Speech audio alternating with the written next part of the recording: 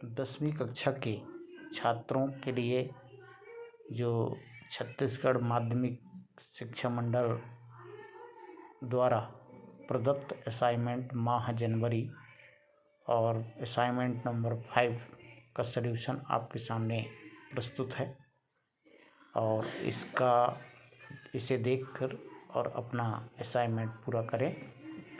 तो ये आपका पहला प्रश्न है। एक घनाभ जिसकी भुजाएं 5 से भुजाओं की लंबाइयाँ दी हैं। एक घनाभ की भुजाओं की लंबाइयाँ 5 सेंटीमीटर, 10 सेंटीमीटर, 3.5 सेंटीमीटर को पिघलाकर 1.75 सेंटीमीटर व्यास वाले तथा 2 सेंटीमीटर मोटाई के कितने सिक्के बनाए जा सकते हैं। इस सवाल को हमें हल करना है। तो आप देख पा रहे हो घनाभ की लंबाई 5.5 सेंटीमीटर, चौड़ाई इनको ABC के द्वारा हम इनको डिनोट करते हैं। चौड़ाई 10 सेंटीमीटर, ऊंचाई 3.5 सेंटीमीटर। घनाभ का आयतन का सूत्र होता है A × P × C, यानी कि लंबाई गुणित चौड़ाई गुणित ऊंचाई। तो ये तीनों मान अपन ने रखा। एक 5.5 × 10 × 3.5। तो इन दोनों का जब आपस गुणा हुआ 10 का और 5.5 का तो 55 हो गया। 3.5 का गुणा किए तो 192.5 सेंटीमीटर स्क्वायर क्यूब इसका आयतन आया। फिर इसे पिघला कर बनाए गए सिक्कों मतलब बेलन के टाइप के, तो उनका व्यास दिया है 1.75 सेंटीमीटर। त्रिज्या है इसकी, निकालना पड़ेगा व्यास का आधा करके, तो आधा करने से 7/8 सेंटीमीटर ये प्राप्त हुआ। सिक्के की जो मोटाई है यानी कि ऊंचाई, बेलन की ऊंचाई समझ सकते हो, तो 2 सेंटीमीटर है। तो एक सिक्के का आयतन यहाँ पर अपन निकाले। बेलन का आयतन का सूत्र लगा के πr² h 22/7 7/8 की घात 2 × 2। तो 7/8 की घात 2 है, उसको 2 बार लिखा गया। बाकी यहाँ से काट कूट के प्राप्त किया गया 77/16। फिर यहाँ पर सिक्कों की संख्या, तो घनाभ का आयतन बटे प्रत्येक सिक्के, माने प्रत्येक सिक्के में एक सिक्के का आयतन। तो एक सिक्के का आयतन अपन ऊपर निकाल लिए रहे, उसी का यहाँ पर दोनों के मान रख के फिर ये 77/16 है, तो ये गुणा मिलाएंगे तो 16/70 हो गया। फिर इसको काटे कूटे तो कुल मिला के 40 सिक्के इसका आंसर आया। प्रश्न क्रमांक 2। इसी तरह से प्रश्न क्रमांक 2 जो कहता है कि 2 सेंटीमीटर त्रिज्या वाली 64 गोलियों को पिघलाकर एक बड़ा गोला बनाया गया। बड़े गोले की त्रिज्या ज्ञात करना है। तो देखिए 2-2 सेंटीमीटर की 64 गोलियां हैं और उनको एक बड़ा पिघलाकर एक बड़ा गोला बनाया जा रहा है। तो उसकी त्रिज्या ज्ञात करने की बात आई है। तो 64 गोलियों में प्रत्येक की त्रिज्या कितनी है? 4 सेंटीमीटर, 2 सेंटीमीटर है प्रत्येक की। इन्हें पिघलाकर एक बड़ा गोला बनाया गया जिसकी त्रिज्या क्या है? R हमने मान लिया समस्या अनुसार। क्योंकि देखिए 64 गोलियां हैं और एक गोला बनाया जाना है, तो कोई ये सूत्र नहीं होता। पर अपन ये जानिए कि यदि 2 चीज़ें हैं तो उसमें आयतन ही दोनों तरफ से बराबर, क्योंकि 64 गोलियां हैं को यदि इनको पिघलाकर एक उतना ही मटेरियल का एक दूसरा चीज़ आकार बनाया जाता है तो उसमें आयतन में फ़र्क नहीं पड़ता। इसलिए दोनों के आयतन ही निकालने की कोशिश की जाएंगी। और तो यहाँ पर 64 गोलियों का आयतन जितना होगा वो बड़े गोले के आयतन के बराबर होगा। तो उसकी फिर बड़ा गोला की त्रिज्या बनाई जा सकती है। तो दोनों गोले ही हैं। एक की त्रिज्या हमने स्मॉल r क्यूब माना है और एक की त्रिज्या को जो बड़ा वाला है उसको बड़ा R क्यूब मान लिया। फिर ये 4/3 पाई 4/3 पाई दोनों से कट जाएगा और 64 r⁻3 स्मॉल r की घात 3 और बड़ा R की घात 3। स्मॉल r यानी छोटी गोलियों का जो आयतन त्रिज्या दी थी वो 2 सेंटीमीटर दी हुई थी, इसलिए इसका मान रखे। और 2 की घात 3 का मान 8 होता है और 64 को 2 खंडों में तोड़ दिए, क्योंकि 8 क्यूब निकालना था तो ऐसी संख्या में तोड़ना चाहिए जो 3 बार यहाँ भी हो जाए तो 8 हो गया, 8 की घात 3। और घातें समान होने के कारण आधार समान होंगे तो r बराबर यानी कि बड़े जो बना गोला है उसकी त्रिज्या क्या होगी, 8 सेंटीमीटर होगी। इस तरह से प्रश्न क्रमांक 3 आपके सामने आया हुआ है। ये कुछ इस तरह से है कि एक गोले की त्रिज्या 12 सेंटीमीटर है और इस गोले को 6 सेंटीमीटर त्रिज्या के कितने गोले बनाए जा सकते हैं। तो गोले की त्रिज्या है आपकी 12 सेंटीमीटर, इसे पिघलाकर एक गोला बनाया गया है। प्रत्येक गोले की जो त्रिज्या है वो कितनी है, 6 सेंटीमीटर। पिघलाकर गोलों बहुत सारे गोले बनाए गए हैं, कितने गोले बनाए गए हैं उसको अपन को ज्ञात करना है। तो यहाँ पर भी हम डायरेक्ट कर दिए, देखिए गोलों की संख्या।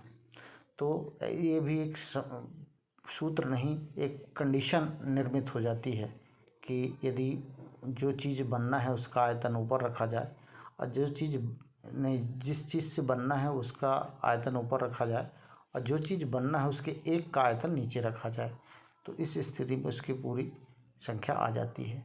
तो यहाँ पर गोला ही था जो जिसे पिघलाना है, तो बड़े गोले का वो भी गोला है तो 4πr³ उसका फार्मूला उसके आयतन के लिए, और जो बनना है उसकी गोली की त्रिज्या भर फर्क में है कि वो छोटे r के रूप में बनवाना है।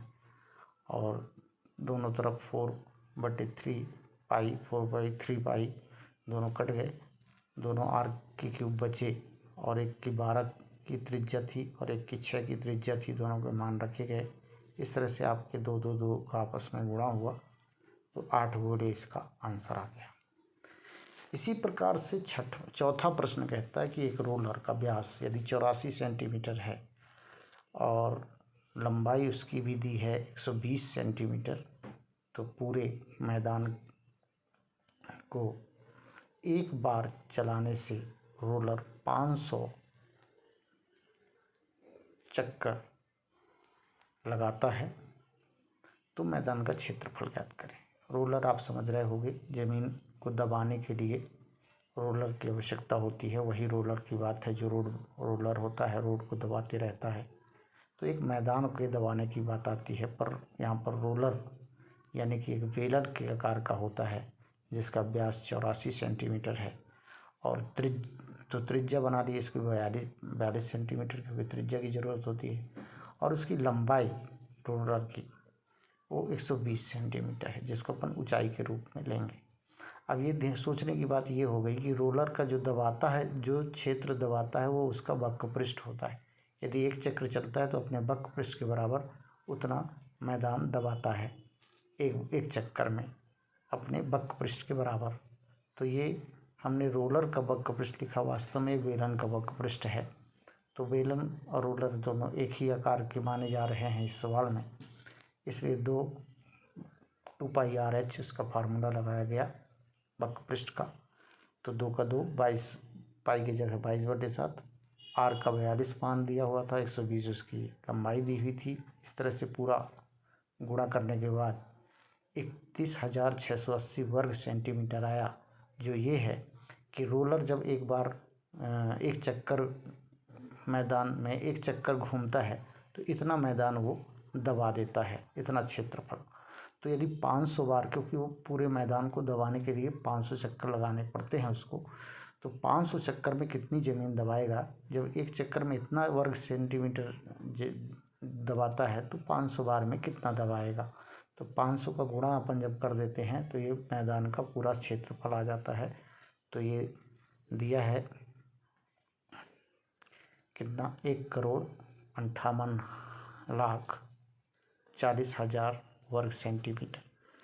तो इसको मीटर में बदल लो, क्योंकि बहुत बड़ी संख्या हो गई है और सेंटीमीटर में होने के कारण इसको वर्ग मीटर में भी बदला जा सकता है, स्क्वायर मीटर। तो 10,000 वर्ग सेंटीमीटर बराबर होता है 1 वर्ग मीटर, इसलिए यहाँ पर 10,000 का इसमें भाग दिए तो 40 जब ऊपर कट जाता है तो 1584 वर्ग मीटर का क्षेत्रफल, ये मैदान का क्षेत्रफल रोलर द्वारा दबाया जाता है 500 चक्कर में। ये इसका आंसर कंप्लीट हुआ। अब अगला प्रश्न आपका 5वां प्रश्न है।